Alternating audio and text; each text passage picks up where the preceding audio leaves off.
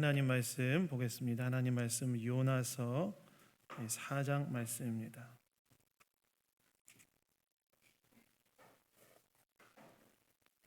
하나님 말씀 요나서 4장 말씀입니다.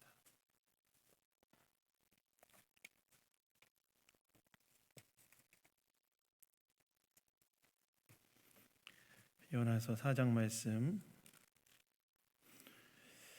4장 1절부터 11절까지인데요. 우리 함께 교독하도록 하겠습니다.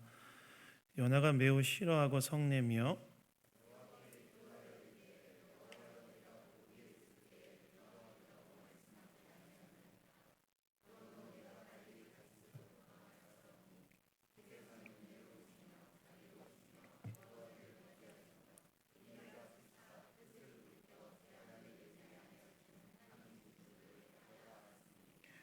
여호와여, 원하건대 이제 내 생명을 거두어 가소서. 사는 것보다 죽는 것이 내게 나음이니이다 하니, 요나가 성읍에서 나가서 그 성읍 동쪽에 앉아 거기서 자기를 위하여 초막을 짓고 그 성읍에 무슨 일이 일어나는가를 보려고 그 그늘 아래에 앉았더라.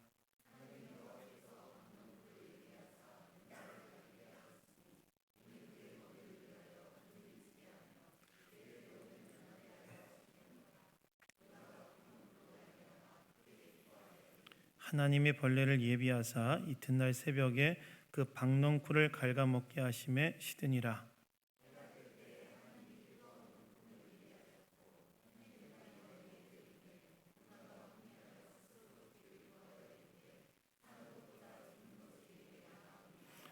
하나님이 요나에게 이르시되 내가 이 박넝쿨로 말미암아 성내는 것이 어찌 옳으냐 하시니, 그가 대답하되 내가 성내어 죽기까지 할지라도 옳으니이다 하니라.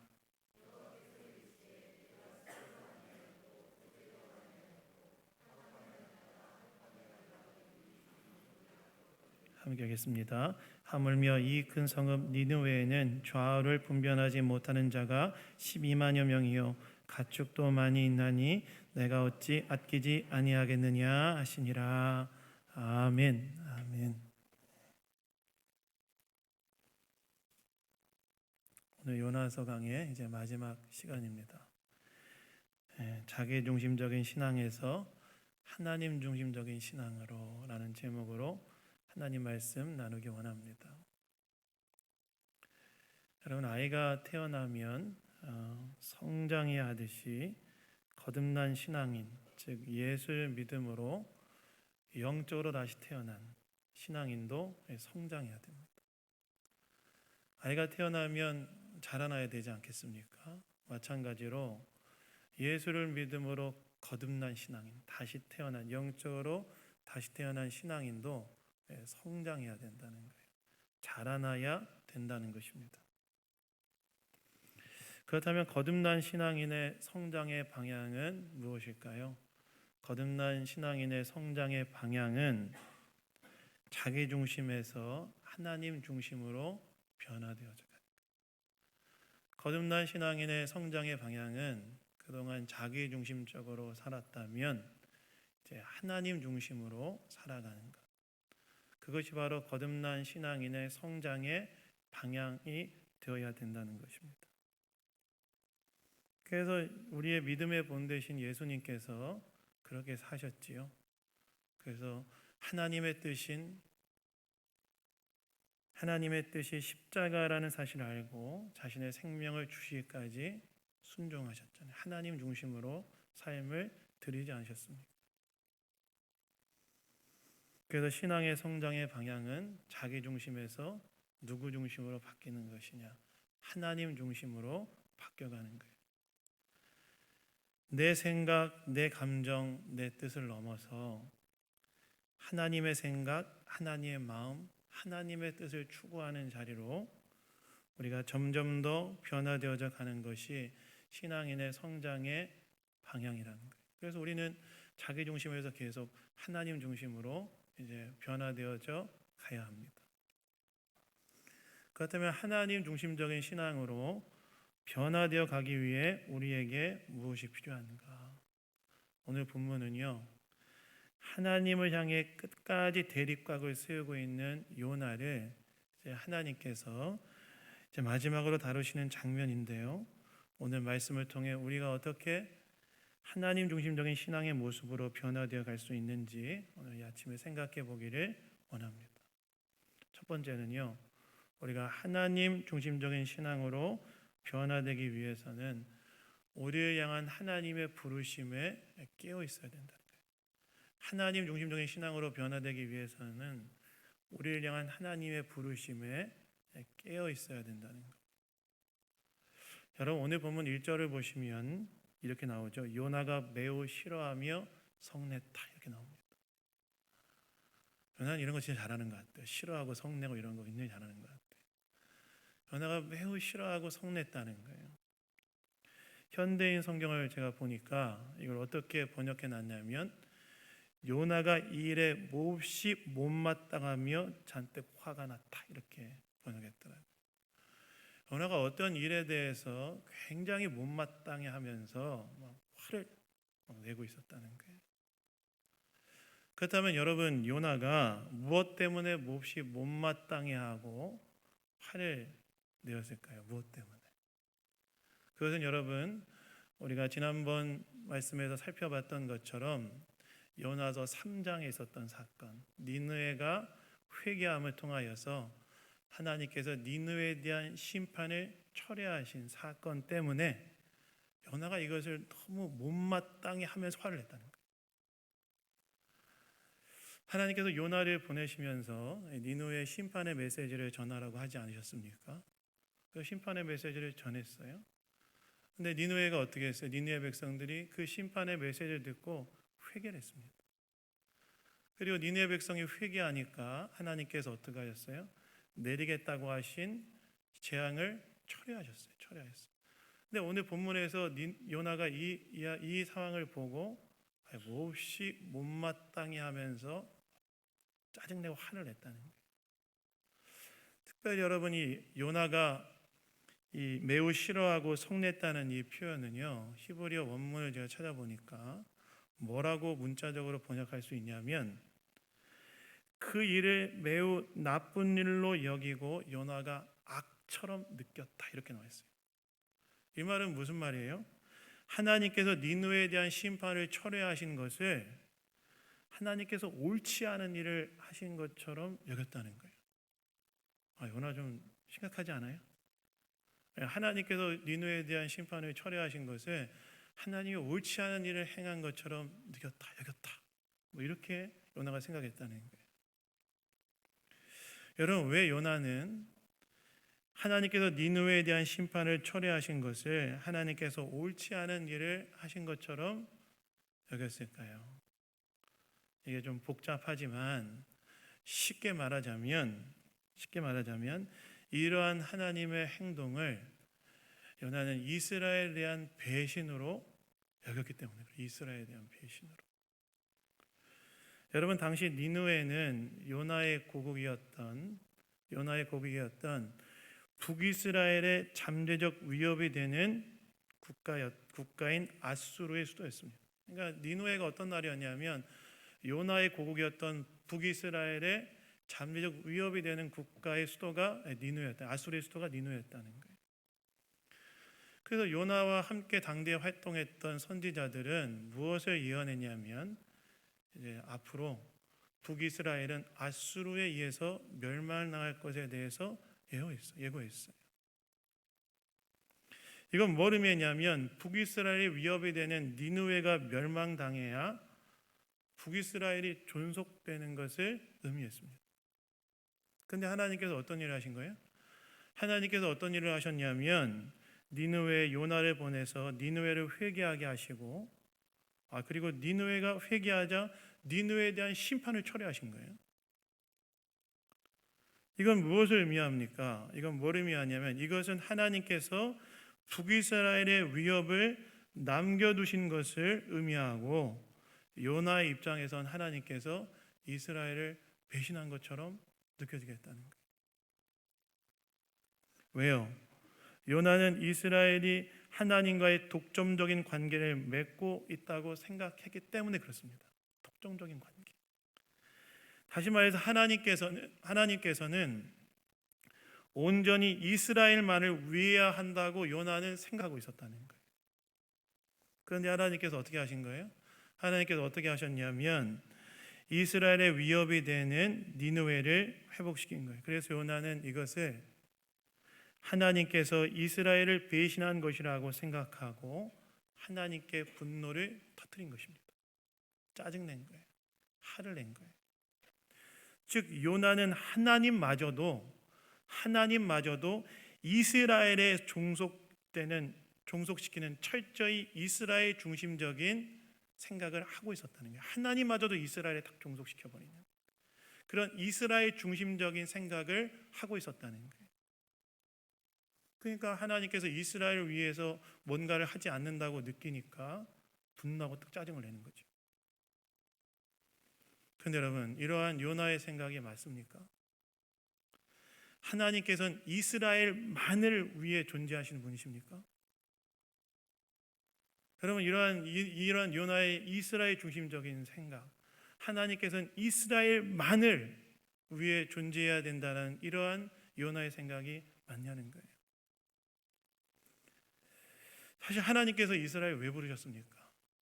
하나님께서 이스라엘을 부르신 이유는 무엇이냐면 출애굽기 19장에 나와 있는 것처럼 하나님께서 이스라엘 부르신 이유는 열방의 제사장 나라가 되도록 하게 하기 위해서 이스라엘을 부르셨어요. 즉 열방의 제사장 나라는 건 뭐냐면 이스라엘을 통해서 오히려 열방이 하나님을 예배하도록 나오게 하게 하기 위한 나라로 이스라엘을 부르셨다는 거예요. 이스라엘의 부르심은 무엇이었냐면 하나님이 이스라엘만을 위해 존재하는 것이 아니라 오히려 하나님이 이스라엘을 부르셨던 이유는 무엇이냐면 이스라엘을 통하여 열방이 하나님께 나와 하나님께 예배하도록 하게 하기 위해서 이스라엘을 부르셨다는 거예요. 그러면 여러분 출애굽기 19장 5절에서 하나님께서 뭐라고 말씀하십니까?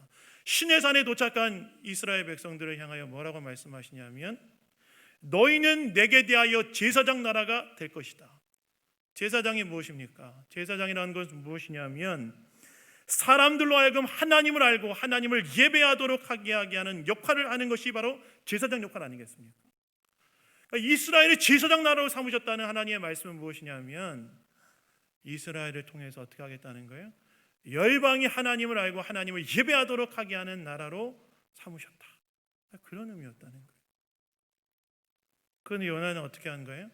요나는 어떻게 했냐면 이러한 이스라엘에 대한 하나님의 부르심을 망각하고 하나님께서 오직 이스라엘만을 위해서 존재해야 한다는 주객이 전도된 신앙을 가지고 있었다는 거예요. 하나님께서 이스라엘만을 위해서만 존재해야 된다. 우리만을 위해서, 나만을 위해서만 존재해야 된다. 하나님이 나를 위해서 이런 일을 행하지 않고 있다면 하나님도 화를 낼 수 있는 철저하게 이스라엘 중심적인 신앙, 철저하게 자기 중심적인 신앙을 가지고 있었다는 거예요. 하나님 중심적인 신앙을 가져야 되는데 하나님께서 하나님 중심적인 신앙을 갖도록 하게 하기 위해서 이스라엘을 부르셨는데 이스라엘 어떻게 했다는 거예요? 요나 어떻게 했다는 거예요? 철저하게 자기 중심적인 신앙, 하나님마저도 자기를 위하여 종속되어 버리게 만드는 그런 신앙을 요나가 가졌다는 거예요. 그러니까 자기 뜻대로 하나님이 행하지 않으시니까 주권자이신 하나님을 향해서도 하나님 옳지 않은 일을 하고 있습니다 라고 이야기하면서 성질을 냈다는 거예요. 그래서 오늘 본문 4절을 보시면 하나님께서 그런 요나에 대해서 뭐라고 말씀하십니까? 이렇게 얘기하시죠. 네가 성내는 것이 옳으냐? 이렇게 말했어요. 이 말은 무슨 말입니까? 이스라엘을 위해서만 하나님이 존재해야 한다는 그러한 너의 생각이 과연 옳으냐? 오히려 하나님의 부름받은 이스라엘은 하나님의 부르심에 충실해야 되는 거 아니냐? 라는 이런 질문을 하나님께서 요나에게 던지셨다는 거예요.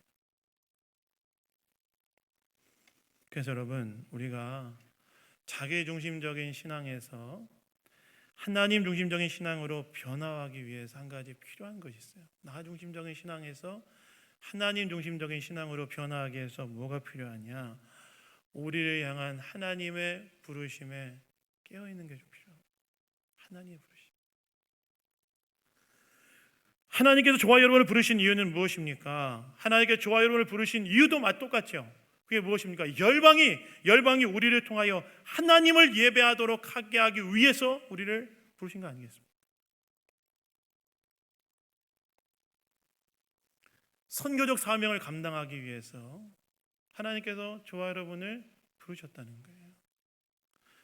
열방이 하나님을 알고 하나님을 예배하도록 하게 하는 일로 우리를 하나님이 부르셨다는 거예요. 이 부르심을 잊어서는 안 된다는 거예요.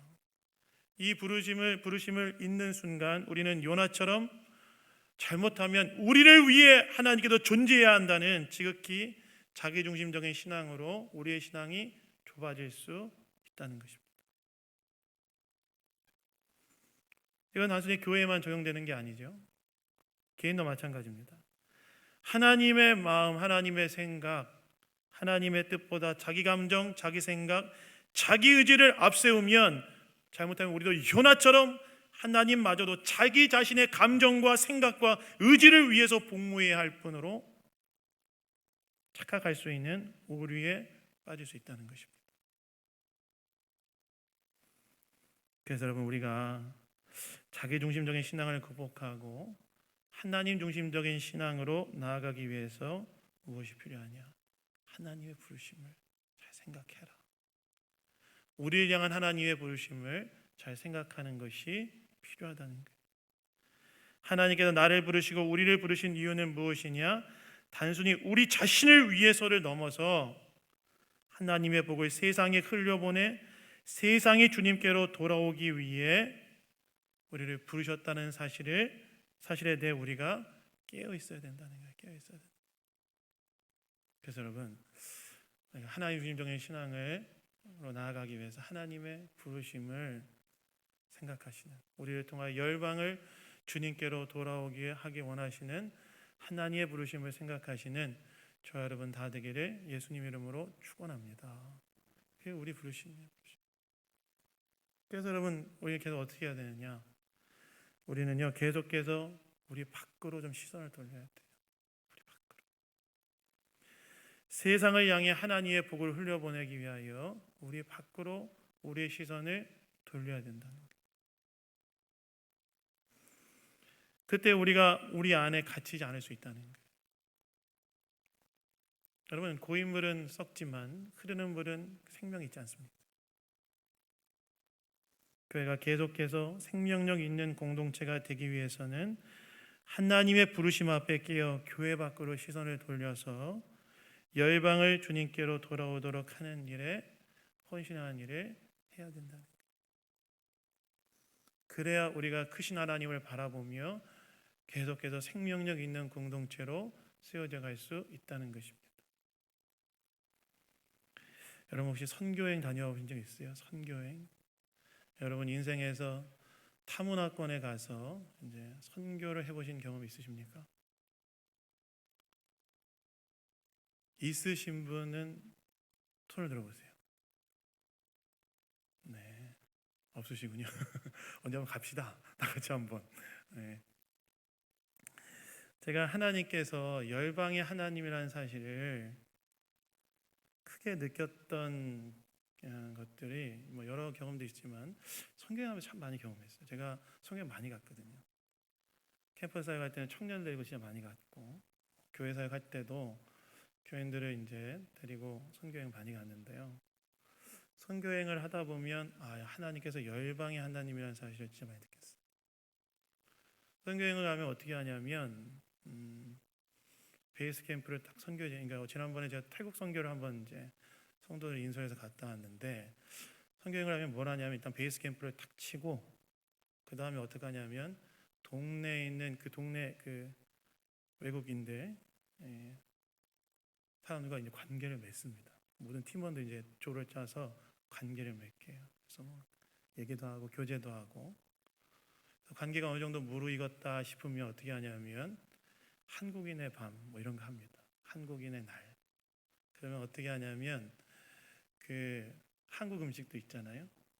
뭐가 있을까요?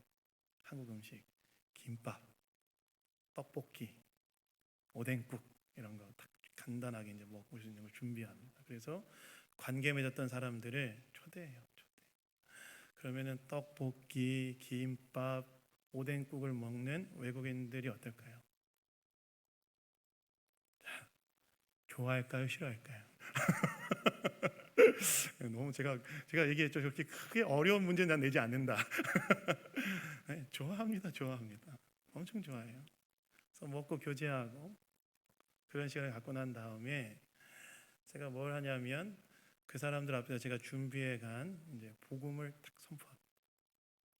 그래서 제가 뭘 얘기하냐면 이제 PPT도 이제 준비해서 쏘면서 하나님 죄 그리고 예수 그리스도의 대속의 죽음 그리고 구원 얻는 방법에 대해서 설교를 하면 옆에 이제 선교사님이 제가 하는 말을 통역해 주세요. 그 제가 이제 초청 받아온 사람들 있잖아요. 뭐 중국인 중국인들, 태국인 태국인들, 이제 베트남이면 베트남 사람들 이렇게 와서 앉아 있잖아요. 그럼 제가 복음을 전하는 거예요. 하나님 살아계시고 인간은 다 죄인, 근데 인간이 타락해서 죄인이고 하나님께 인간 스스로의 노력은 나아갈 수 없고 그래서 하나님께서 뭘 하셨냐면 예수님을 이 땅 가운데 보내셨고 그 예수 우리 죄를 대신 십자가에 죽으셨습니다. 근데 그 예수님 믿을 때 구원받을 수 있습니다. 그 예수님 믿으시겠습니까? 라고 제가 한국말로 하면 네, 옆에 있는 선교사님이 그거를 이제 현지어로 통역을 해주시는 거예요. 그러면 여러분 제3세계 다른 나라에서 온 사람이 한국말로 하는 복음을 물론 통역해서 듣지만 사람들이 설득력 있게 듣기가 쉽지 않지 않겠습니까? 근데 여러분 놀랍게도 거기에서 제가 전한 복음을 듣고 예수님 영접하는 일들이 일어나요. 예수님 영접하겠어요? 물어보면 손을 들어요. 듣게 하겠어요? 영접하겠다는 사람. 그러면 제가 어떻게 할까요? 그래서 바로 영접 기도를 하지 않는 거예요. 왜냐하면 다시 점검해 주고 싶어서. 그래서 팀원들을 이제 갔으면 훈련을 시켜서 가지 않았겠습니까? 팀원들한테 그 나라 언어로 되어 있는 쪽복음을 가지고 다시 이제 복음을 교배로 전하게 합니다. 그러면 거기에서 사람들이 어떻게 할까요? 영접을 해요. 예수님 믿겠대요, 자기. 그 제가 지난번에 제가 이제 최종적으로 갔던 게 태국 선교인 치앙마이에 선교를 갔었는데 거기 갔다가 치앙마이는 거기 그 태국 쪽뿐만이 아니라 그 주변에 그 소수 민족들이 굉장히 많이 살거든요.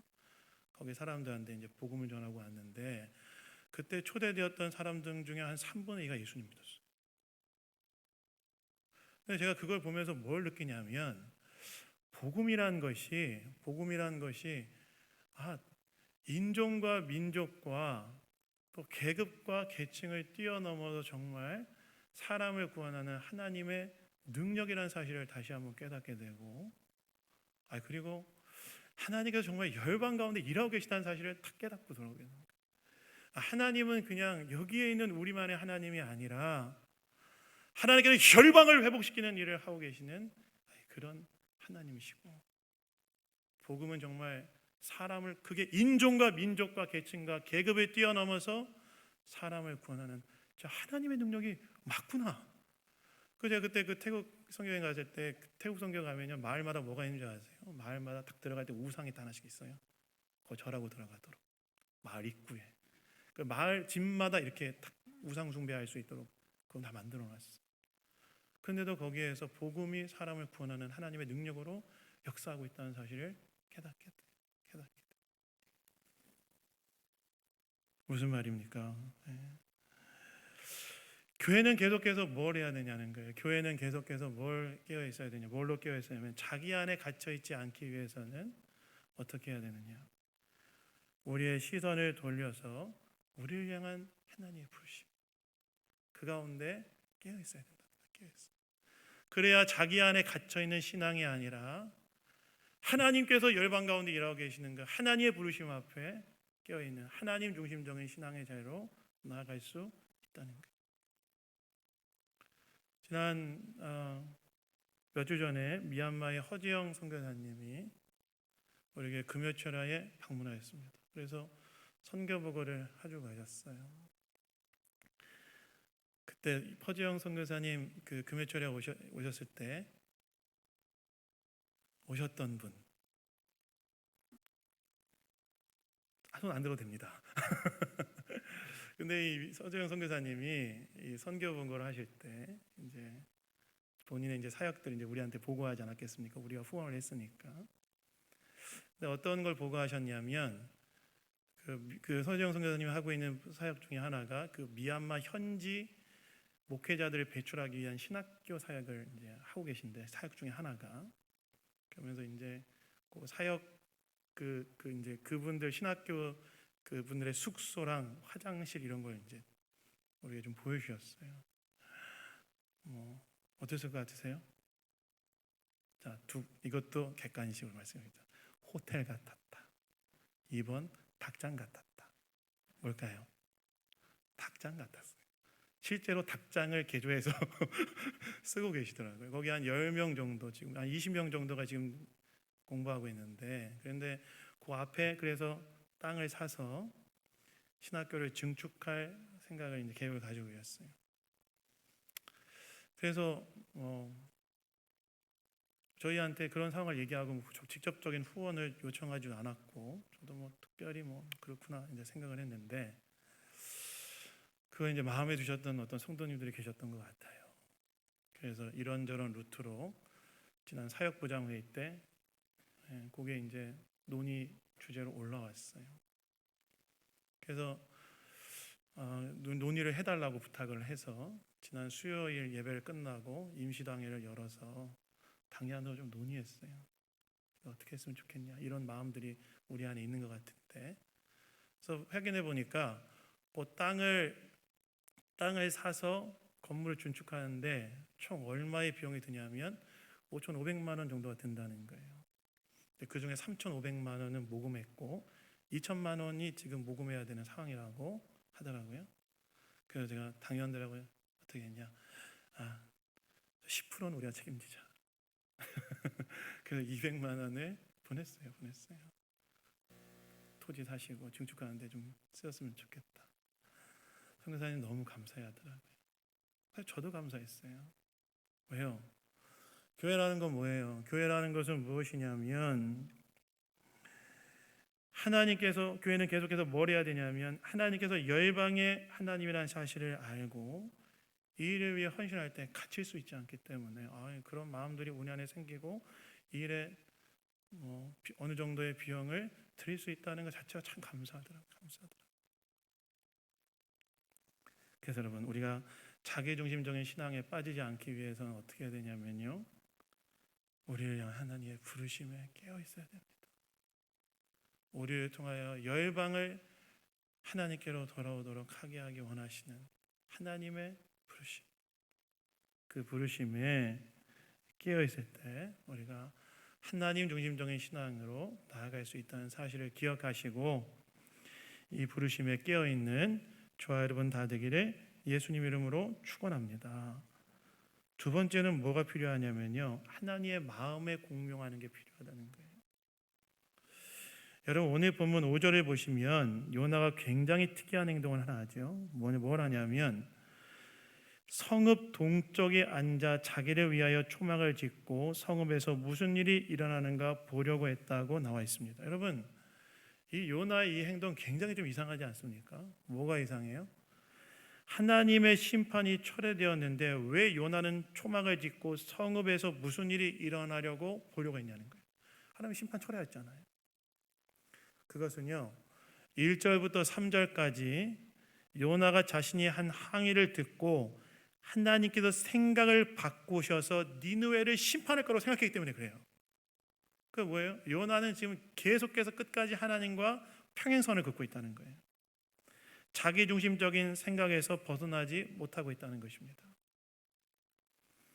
이런 상황에서 하나님 어떻게 하십니까? 간단하게 이야기하자면 뜨거운 태양볕에 노출되어 괴로워하고 있는 요나를 위해 박농쿨을 예비하셔서 그러한 고통을 면하게 하셨다가 다시 어떻게 하시냐면 벌레를 예비하셔서 박농쿨을 갉아먹게 하시고 다시 뜨거운 태양볕에 노출되게 하시고 또한 뜨거운 동풍을 불게 하셔서 요나의 괴로움을 또 요나가 또 괴로움을 겪게 하세요. 박농쿨 줬다 뺏었다는 거죠. 그럼 왜 이렇게 했을까요? 하나님께서 줬다 뺏는 게 제일 좀 그렇잖아요. 우리 애들한테 아이스크림 줬다가 탁 뺏고 그러면 굉장히 애들 기분 나빠하잖아요. 왜 그랬을까요?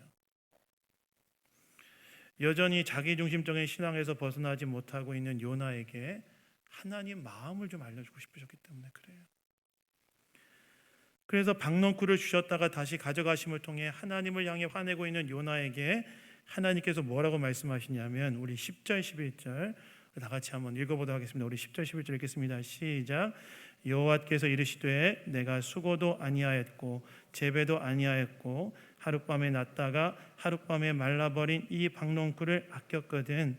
하물며 이 큰 성읍 니느웨에는 좌우를 분별하지 못하는 자가 12만 명이요 가축도 많이 있나니 내가 아끼지 아니하겠느냐 하시니라. 아멘. 하나님 뭐라고 말씀하세요? 네가 수고도 아니하였고 재배도 아니하였고 하룻밤에 났다가 하룻밤에 말라버린 이 박농쿨도 아꼈거늘 하물며 이 큰 성읍 니느웨는 좌우를 분별하지 못한 자가 12만 명이요 가축도 많으니 내가 어찌 아끼지 아니하겠느냐. 요나 네가 수고하지도 않고 재배하지도 않은 그 박농쿨도 아꼈는데 이 큰 성읍 니느웨에 있는 자들을 내가 어찌 아끼지 않을 수 있겠느냐. 하나님의 마음을 알도록 하나님께서 드러내셨다는 거예요. 열방에 있는 영혼들을 아끼는 것이 바로 하나님의 마음이라는 거예요. 그래서 여러분 우리가 자기중심적인 신앙에서 하나님 중심적인 신앙으로 가기 위해서 무엇이 필요하냐? 이런 하나님의 마음에 공명하는 것이 필요합니다. 하나님께서 얼마나 열방에 있는 영혼들을 귀하게 여기시고 아끼시고 계신가에 대한 하나님의 마음을 알고 그것을 공명하는 것이 필요한 거예요. 사실 우리는 하나님께서 얼마나 세상에 있는 영혼들을 사랑하시는지에 대한 분명한 근거를 알고 있는 자들이죠. 무엇입니까? 하나님께서 세상에 있는 영혼들을 위해서 하나님 뭘 하셨다고 나와 있죠? 아니, 아들을 주셨다고 하지 않습니까? 그래서 요한복음 3장 16절에서 예수님께서 친히 뭐라고 말씀하셨습니까? 이렇게 말씀하셨죠. 하나님이 세상을 이처럼 사랑하사 독생자를 주셨으니 이는 저를 믿는 자마다 멸망치 않고 영생을 얻게 하려 하십니다. 하나님이 세상을 사랑하셔서 뭐라 했다는 거예요? 아들 주셨다는 거예요. 아들. 하나님이 세상에 있는 영혼들을 얼마나 사랑하시는지에 대한 분명한 근거가 여기 있다는 거예요. 아들을 주시기까지 사랑하신 사랑. 그래서 여러분 우리가 하나님 중심, 자기 중심에서 하나님 중심적인 신앙의 길로 나아가기 위해서 우리가 또 하나 필요한 건 무엇이냐? 바로 이 세상에 있는 영혼들을 향한 하나님의 마음을 공명하는 것이 필요하다. 얼마 전에 전도하러 나갔는데요. 어떤 할머니를 한번 만났어요. 오늘 얘기하는데 자연 만물의 아름다움에 대해서 막 얘기하시더라고요. 나무가 너무 예쁘고 꽃도 너무 예쁘고 자연 만물이 너무 아름답다. 같이 얘기하다 예수님을 딱 얘기했는데 그분이 제가 예수님을 딱 얘기하는 순간 굉장히 불편해하시더라고요. 그러면서 제가 그 로마서 말씀이 생각났어요. 로마서 말씀 뭐냐면 이런 말씀이 있어요. 하나님의 영원하신 능력과 신성이 그가 만드신 만물에 분명히 알려졌나니 그러나 하나님을 알 때 하나님을 영화롭게 아니하며 감사하지도 아니했다. 믿지 않는 사람 어떻게 한다는 거예요? 하나님의 능력과 신성이 만물 가운데 드러났지만 하나님 인정하지 않는다는 거예요. 그러면 그분이 생각났어요. 자연 만물의 아름다움이 가리키는 하나님을 보지 못하는 그런 생각이 들었고 그리고 좀 안타까운 마음이 들었습니다. 근데 제가 오늘 말씀을 준비하면서 이런 것이 우리가 하나님 마음에 공명하는 것이 아닐까 그런 생각을 좀 했습니다. 그래서 여러분 자기중심적인 신앙에서 하나님 중심 신앙으로 나아가기 위해서 세상을 향한 하나님의 마음을 알고 그 마음에 공명하는 것이 필요하다는 사실을 기억하시고 그 하나님의 마음에 공명하는 저와 여러분 다 되기를 예수님 이름으로 축원합니다. 말씀 맺습니다. 여러분 자기중심 신앙의 하나님 중심 신앙으로 나아가기 위해서 어떻게 해야 될까요? 첫 번째는요 하나님의 부르심에 깨어 있으라는 거예요. 우리를 부르신 하나님의 부르심. 그리고 하나님의 마음에 공명하라는 거예요. 이를 통해 하나님 중심적인 신앙의 자유로 하나님의 영광을 위하여 살아가는 우리 양문의 모든 성도님들 다 되시기를 예수님 이름으로 축원합니다. 자, 우리 기도하겠습니다. 하나님 아버지 감사합니다. 오늘도 말씀을 통해 우리에게 이야기해 주시니 감사드립니다. 우리가 자기 중심 신앙에서 하나님 중심의 신앙으로 성장하기 위해 부르심 가운데 깨어 있게 하시고 하나님의 마음에 공명하는 자를 다 될 수 있도록 인도하여 주시옵소서. 모든 것 주님께 감사드리며 우리를 구원하신 예수님 이름으로 기도드렸습니다. 아멘.